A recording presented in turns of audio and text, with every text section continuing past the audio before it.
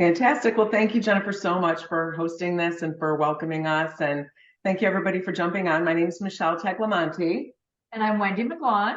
and I am a certified health coach, and I've been a partner with the Juice Plus company for 22 years. Actually, yeah, 22, 23, something like that. I've been in the wellness community for 24 years. And my journey started when my girls were very little, and we just needed help with our immune systems. And so what you're going to learn tonight is going to be something that's going to kind of take things to the next level with your immune system. And we're going to talk a lot about the benefits of fermented foods, and we're going to talk about fermenting pickles because it's a very approachable and easy fermented food to make for yourself. So when I first learned about all this, though, like I said, our immune systems were terrible. I had two toddlers, and I was desperately seeking something that I could do to make myself healthier, my husband healthier, and our little girls healthier. And finding Juice Plus was a godsend for us. I literally went on a mission trying to find it and didn't know what I was looking for until I found it. And it made all the difference in the world for us. And since then, I became a certified health coach. I wasn't anything in the nutrition industry back then. I was working in a wireless company, but this fueled a passion in me. And being a part of this community and being able to share this with other people and make a difference in their health has just been so rewarding for me. And that's why I'm so excited to be able to be here tonight to share this with all of you. And I'd love for you to share too, Wendy. Yeah, absolutely. Well, I've been eating and sharing Juice Plus for 20 years myself. And what I can tell you is that I was healthy when I got started. But Juice Plus was just common sense backed by science for me. And I wanted to be proactive with my family health legacy. You know, I had a huge family health legacy of cancer. And while we have no guarantees that we could prevent or cure anything, it just gave me peace of mind that I was doing something proactively myself that was in my control. And so I can tell you, though, that I am healthier now at 60 than I was at 40 when I started this. And I have all the energy to keep up with my grandkids, which is really fun. That's awesome. So no matter where you are on the spectrum, if you're sick, if you're fighting illness, if you're healthy, you're going to experience benefits. So tonight is about adding another step to your journey, right? Something that I really have honestly only kind of started dabbling in over the course of the last couple of years. And I'm going to share with you my very first thing that I dabbled in here in a minute. But let's talk a little bit first of all about the microbiome, because when we're talking fermented foods, we're talking about feeding the microbiome. And the microbiome is your intestinal bacteria. Thank you. You know what, you guys? I have to tell her to slow down. We're like, we both talk really fast. So we're gonna nudge each other every once in a while to slow down a little bit, right? Okay, so your microbiome is your gut bacteria. And it is trillions of cells that cover every external surface of your body, including the external surfaces of your intestines, your fingertips, the tips of your toes. I mean, everything from the top of your head to the tips of your toes, you have these little microbiome. We like to call them gut bugs, right? Okay, but they're not just in our gut, obviously, right? And we're covered in trillions of them, and they're invisible. And they outnumber our human cells. So that kind of freaked me out the first time I heard it. But for every human cell we have, there are 10 microbes in our body. So we are literally 90% microbes and 10% human cells. Okay, you don't have to take my word for that. We're going to actually talk to you about a doctor that's written a book that you can read about this from him. But the bottom line is we got to keep these little guys healthy because they keep us healthy. And that's what we're going to be doing tonight with our fermented foods. So this is a way, but I want Wendy to talk a little bit more about the best way to feed your gut bugs and make sure your microbiome is healthy. Absolutely. Well, the best way to feed your gut and to keep it healthy is with fruits and vegetables. And if everybody just holds up their fist, that is a serving size. And you are to have 7 to 13 servings every single day. So at 7 to 13, it's every day. And you want that variety. You want at least 6 different colors in your diet every day, because those different colors represent different phytonutrients, which go to different organ and organ systems to keep you healthy. Now, here's the good news. With Juice Plus, you get 30 different fruits and vegetables every single day. And what's amazing with that is that it is just food. You will notice it has a food label on it. Here's even better news. Michelle referred to a book. It's Fiber Fueled. You'll want to take note of this. It's by Dr. Bean. We like to refer to him because his name is too hard to pronounce. And Fiber Fueled is it's amazing. He recommends that you get 30 different fruits and vegetables a week. Well, with Juice Plus, you get them every single day. What's really nice about this book is it also has a cookbook with it. You're going to want to pick this up. The recipes are so delicious and they're so simple. It even inspired my husband to cook, which was a plus. So definitely want to pick up that cookbook for yourself. So, Michelle, what else do you like to do for your gut health besides the fruits and veggies? Well, so first of all, let me just share this with you. Why is fermented food so important? Okay, so obviously we talked about the microbiome. When we eat fermented food, we are increasing the diversity of our gut bugs because what we eat feeds the gut bugs and they multiply based on the diversity of the food. So Wendy just talked about 30 different fruits and vegetables in Juice Plus. You know, there's things in Juice Plus that are not in Juice Plus that we eat, things like squash and strawberries. And, you know, so now we're adding those things and we're getting an even bigger variety. So we're creating more microbiome diversity. Really, really important. But fermentation adds to that. Fermentation is actually an ancient process of preserving food. And there's so many cool things that happen when you ferment food. Fermentation basically has been lost. Like we don't do that much anymore. I'm starting to see a wave of it coming back, right? We're doing more fermentation now. We're going to talk about a couple of different things that we do with different types of fermented foods. But what it does is it actually creates more polyphenols from the fruits and vegetables that we eat. It makes more vitamins and minerals in our foods. It reduces gluten. It actually makes our food easier to digest. For those of you who are on a FODMAP diet, FODMAPs are sugars that can cause IBS in some people. And so it reduces the FODMAPs in our food when we ferment it, which makes our food easier to digest. It actually also reduces the pesticide residue in foods. And it's just more nutritious. So we got cucumbers here, and they're going to be more nutritious after we pickle them. Isn't that amazing? So eating fermented foods increases our microbiome diversity. It gives benefit to the immune system, and it reduces inflammatory markers. Okay. So we've gone on a journey with fermented foods, and we're going to tell you a little bit about some of them. What's your favorite one that you started with? Well, there's a couple of things that I like to do. And if you're familiar with our Shred 10 program, that's basically a journey to jumpstart your health, where you add in more good and you help eliminate things like coffee, alcohol, and sugars, and gluten, of course. Well, sometimes that coffee can be hard to give up. And so one of my hacks that I started with was adding apple cider vinegar first thing in the morning. Now you want to look for the apple cider vinegar that says with the mother, because that means it has the fermentation, which is going to give you the pre and probiotics that are so great for your gut health. I simply put a tablespoon of this in about 16 ounces of water, and I will just drink it right before I would have normally had my coffee. And it changes your taste buds. That coffee then just doesn't even really sound good to you. And so it's easier for me to resist that cup of joe in the morning. So some people like to cut it with the real cranberry juice and or some lemon juice with it. And so that's a great way to add it into your nutrition as well. And then you've probably heard of the craze of sourdough lately. Sourdough is all the rage.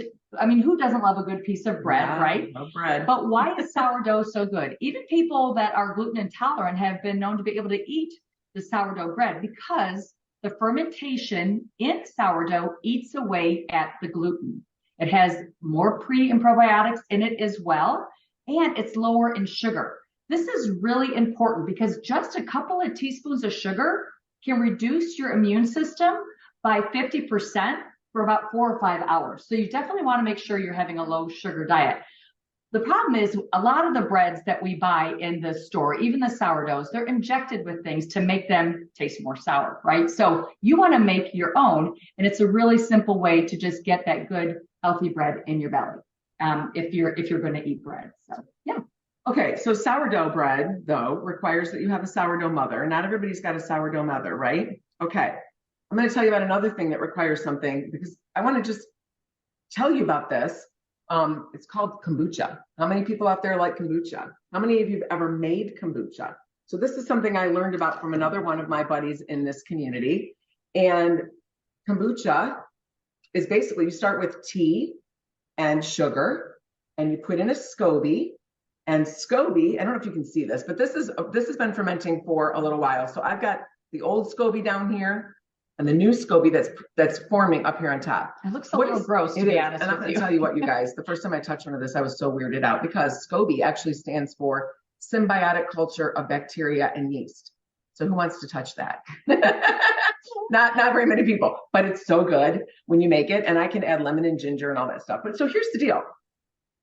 Kombucha and sourdough both start with something that you need to have for the bacterial culture. And that's not as simple as what we're going to talk about tonight.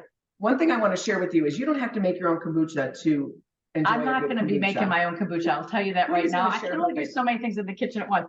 But I love to just get this brand. But not all kombuchas are created equally. So do your own homework. But this one is lower in sugar than most, and it also has 9 billion living probiotics. So this is one of my favorites. And as I mentioned on the shred, you try to eliminate or reduce alcohol. This is one of my little hacks for that. It's so good. It's fermented, so it kind of tastes like you're drinking alcohol. I like to pour it in my little wine glass and just pretend that I'm having a cocktail. And it's one of the ways that I help eliminate alcohol when I don't want to be drinking that. So that's awesome. Okay. So the last thing I'm going to share with you is kimchi. So kimchi and sauerkraut. And these are pretty, I don't know about kimchi. I've never made kimchi. I've made sauerkraut before. It's not hard to make. I don't love it though. I will admit to you right now that I've made sauerkraut and I never ate it. I couldn't bring myself to eat it. So it's the best. I love that. Well, people either love it or they don't, right? I'm learning how to love it. And I do like kimchi. Kimchi's a little bit more, I don't know, just got a different flavor to it than sauerkraut does to me. But that's why I love the pickles, because the pickles are very approachable, right? Who doesn't love a good pickle? You can put pickle on your burger if you want to. I actually chopped up some of my pickles and made pickle relish. So you can do all kinds of different things with your pickles. The recipes that we're going to share with you tonight, we're going to share 2. They're very simple. Okay. Very simple. So let's make pickles. All right. Absolutely. So we're going to walk through 2 recipes with you. And the very first thing that you're going to do, I know somebody asked if you needed to boil water. You don't need to boil water. And if you're just starting right now and you're doing this right alongside of us, do not worry if your salt doesn't completely dissolve in your water. But what you're going to do is start with 4 cups of filtered water. And you can see my water looks a little pink because I'm using pink Himalayan salt. All right. You do not want to use iodized table salt for this. All right. The iodine and the other chemicals in table salt is just very processed. You want a real sea salt. Okay. Because the bacteria and the cultures are not going to like the chemicals in that salt. So very first thing I did was poured myself 4 cups of water and I added 3 tablespoons of pink Himalayan salt. And I just stirred it up a little bit and it's been sitting here for a little while. So it's dissolved now. Okay. So this is a brine compared to like boiling. Exactly. You're not going to, you don't need to boil it, and you're not going to use any vinegar. There's no vinegar in fermented pickles. Okay. So these are different than your, classic pickles you would buy at the store. Right. Good sea salt. You can use any kind of good sea salt that's natural salt that has all the regular minerals in it. Okay. All right. So first thing you're going to do is cut up your cucumbers. All right. Show the kind of cucumbers I got. So I buy these little guys at my Kroger. All right. They sell them in the organic section. They come in a bag and they're just small cucumbers. All right. For those of you who have tower gardens or know about the tower garden, you can actually grow pickling cucumbers on your tower garden if you want to. I'm going to definitely do that this summer. But you're going to start with these. Okay. And there are some stores, maybe Whole Foods and other places, that will actually let you pick your own, select your own cucumbers. These come in a bag with maybe, 6 or 8 cucumbers in them. You want to try to get them as close in size as you possibly can so that they go into your jar. And the first thing you're going to do is you're going to find the stem end. Okay. And you're just going to slice off about a 1/16 of an inch. Just barely cut the end off, because there's something about this is where the flower or the stem end is. And it is going to release a chemical that makes the pickle get soft if you don't cut that off. Don't ask me. I have no idea why, but it works. Okay. So put those in the jar, and you'll see Wendy's kind of just tipping the jar over to the side. We're using a wide mouth quart jar. You can use whatever size you want, however many pickles you want, but this is perfect. This one here is going to make 7 pickles or so. I think. Yeah. You want to get them packed in there pretty tight, because the more pickles, the better. Right. Well, and the other thing too about packing them in nice and tight is when you put your brine in, you want to keep your pickles underneath the water level, underneath the brine level, right? So if there's not enough in there, they're going to flip up, they're going to float up to the top. And we'll talk a little bit about how to prevent that here in a minute. Okay. So you've got your cucumber sliced and they're in the jar. And then we're going to start with the garlic dill pickles. Super simple, okay? So first thing I want to tell you about a little hack I found, and actually I have a shout out to my brother-in-law. I'm not sure if he's watching this or not, but again, at Kroger, pre-peeled whole clove of garlic, and they're in little pouches like this. They're vacuum packed, so they're Yep. nice and fresh when you open them. Yeah. You can smell the garlic. I had them in my car today, and my car smelled like garlic. So Yeah. they are really fresh. So you want to dump those in there Yeah, for me? Now, I don't know how many are in there. I happen to love garlic. I'm Italian. I love garlic. So this recipe calls for maybe 4 or 5 garlic cloves. I double it. Doesn't matter. Okay. This is also a matter of your preference and your taste. Okay. So stick them down in there and make sure they get in. If you want to use a regular whole clove of garlic, because you can't find these at your store, you're just going to want to pull away each of the little garlic cloves and get the skin off of them. Okay. You can mince them if you want to. You can slice them if you want to. You don't have to. All right. I like to make this as simple as possible. And there's a ton of different varieties that you can find and different ways that you can do these. Okay. So that's your pickles. Now we're going to do dill. All right. And again, fresh organic dill at the grocery store. Again, if you have a tower garden, I grow dill on mine outside in the summer. I don't know why I haven't done it inside. I don't have any on my tower garden right now, and you're just going to chop off the major part of the stem and put a handful in there. And then I'd like for you to put a little bit more in there because I really, really like the dill. Okay. The other thing that you can do is, all right, well, in here. We're going to just be jamming it down. Shove it in there. Shove it in there. Here, put a few more in there. And then if you want, you guys, you can even add dill seeds. And you can buy these in the spice aisle. I think I might have even got these on Amazon, believe it or not. And these are the same kind of dill seeds I'll plant dill with. But a tablespoon of those, you can add those in too if you want to add a little bit more dill flavor. Sorry, we forgot to open up the bottle. There you go. So just like a handful of them, you just throw them in there. Yep. Okay. The other thing you're going to want to add is a bay leaf or 2. And this does another thing that I can't really understand. They also say you can use a grape leaf or an oak leaf, but I like bay leaves. It keeps your pickles crispy. So Wendy's going to add a couple of those in there. And just kind of slide them down there on the edge. Yep, perfect. And then I like a few black peppercorns in mine. So just a little, a little handful, however many you want to put in. And just pop those in there, okay? There we go. You notice I'm not doing a ton of measuring, all right? The salt. Somebody's asking about the salt. You're going to do 4 cups of filtered water. Make sure your water's filtered if possible. And 3 tablespoons of salt for your brine, all right? And this is where we're going to use the brine. So that's it's just simply salt water, okay? And we're just going to pour it in there until it covers the pickles. All the way up to the top. You want to hold that up real quick so they can see that? So you can see that it's all the way up to the top. And my pickles are submerged. Now, there's a couple things you can do. There's all kinds of different canning equipment out there. There's canning weights that you can put on top of your pickles to make sure that they stay submerged. I've actually used this little spring before. This is literally made for canning or for making sauerkraut because you really want to push the cabbage down inside the jar. This also works for the pickles. And when you put the lid on, it just literally squishes down and holds the pickles under the brine while they ferment. All right. So if you get it nice and covered like that, really full, you're fine. We didn't need any of those special tools because we were so packed in here and they were just the right height of pickles. So many pickles in there when we buy weight.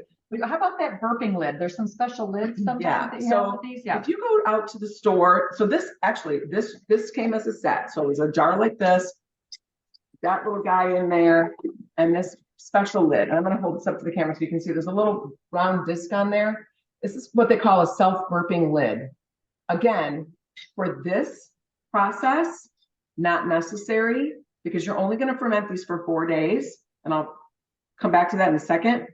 But if you're going to make anything that you're going to ferment longer, this is really great because with some fermenting foods, you want to unscrew the lid and burp it every once in a while to get some of the excess gases out. Okay. So just a couple things. We did not slice the pickles. If you could slice them up like a dill chip if you want to, but they get softer. So we recommend that you don't slice them and you just slice off that little end that the stem grew off of. Otherwise, they'll get soft as well. But put them in whole. And then we didn't use any special jars. We didn't use any special tools because we were able to just use this jar with the basic lid because we had them packed in so tight with the salt water. Right. Okay.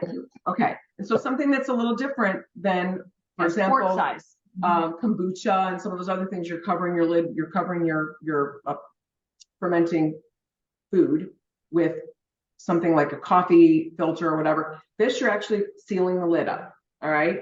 And you're just going to leave this on your kitchen counter for about 4 days. You'll know that it's ready to go, that it's fermenting when you see little bubbles around the edges of your brine. Okay. When you see those little bubbles, you've got fermented pickles. Okay. So 4 days, if you don't see any bubbles, leave it there for another day or two and just keep watching it. They're not going to be giant bubbles. It's not going to be anything astounding. Sometimes, especially if you've got it filled up really high, you might have to open up the jar to see the bubbles. But when you see them, you'll know that they're done. Okay. They're ready to eat. You can pull one out and eat it right that minute, or you can stick them in your fridge and get them nice and cold first if you want to. Okay. Now you could leave them on the counter longer. You can. Yeah. But Yep. it will typically be about 4 days when they're ready. Yeah. And you see these are beautiful and nice and fresh and green. And I'm going to show you a finished jar here in a little bit. We're going to taste it and show you how delicious they are. But they don't stay that fresh. They're gonna darken up just like a pickle. Like if you buy pickles in the grocery store, they're darker, right? So you just put a regular lid back on. So this is just the regular lid with the ring and the disc, and you're just going to put it right on there. And once they're done, you can put them in the refrigerator and just enjoy them. And you can keep them in there for a month or two if you want to. So it doesn't matter. Like this batch right They here, probably won't last that long. They're so good. You're not gonna. I mean, if you're eating them, and this is the thing, you're eating fermented foods, you adding them to your diet. Have a pickle a day. Chop up some and put them in your tuna salad as pickle relish or on a sandwich or whatever. Okay. Yeah. But yes, they will keep for a while. So anybody like spicy pickles? Let's make some spicy pickles. Yes. Here we go. Next recipe is called spicy lacto fermented pickles. And the lacto does not mean milk. It means Lactobacillus acidophilus. That's one of the bacteria that is formed when we ferment. Okay. So we already have the pickles in the jar. We started this one ahead, so we wouldn't have to spend the time sticking them in there, but you're going to have 2 in there. Okay. All right. We're going to add 1 tablespoon of tamari. Now this is a low sodium organic tamari. So we're adding 1 tablespoon of that. All this is, there's nothing, it's really about the same process. It's just different ingredients. It's just different ingredients. Okay. We're going to have 1 tablespoon of pure maple syrup. What happened to our maple syrup? It's right here. Okay. Yep. Now make sure this is pure maple syrup. Please don't use the Aunt Jemima or the stuff that's just like high fructose corn syrup or whatever. Make sure it's pure maple syrup. Yeah. The minerals in that are going to be really good for it. And that'll be really good. Okay. Now we're going to slice up 1 or 2 jalapenos. These jalapenos, again, came off my tower garden. I froze them. I love chopping up and using them as I wish. They're so amazingly good. So slice up a jalapeno. And all those good spices are so good for you. Yep. Okay, we got the jalapeno in there. Next. And 1 tablespoon of fresh minced ginger. There we go. Okay. Now, same thing. We're going to slip a bay leaf down there. Let me grab 1. I got 2. Go ahead, stick 2 down there. Down the side of the jar. Good to go. Okay. Right. Oh, we didn't put any garlic. You got to have garlic. Okay. There you go. Again. Well, how about fresh dill too? 4 to 5 cloves of garlic. The dill on that There's one. no dill in that one. Just the garlic. Yep. Here we go. So drop those in there.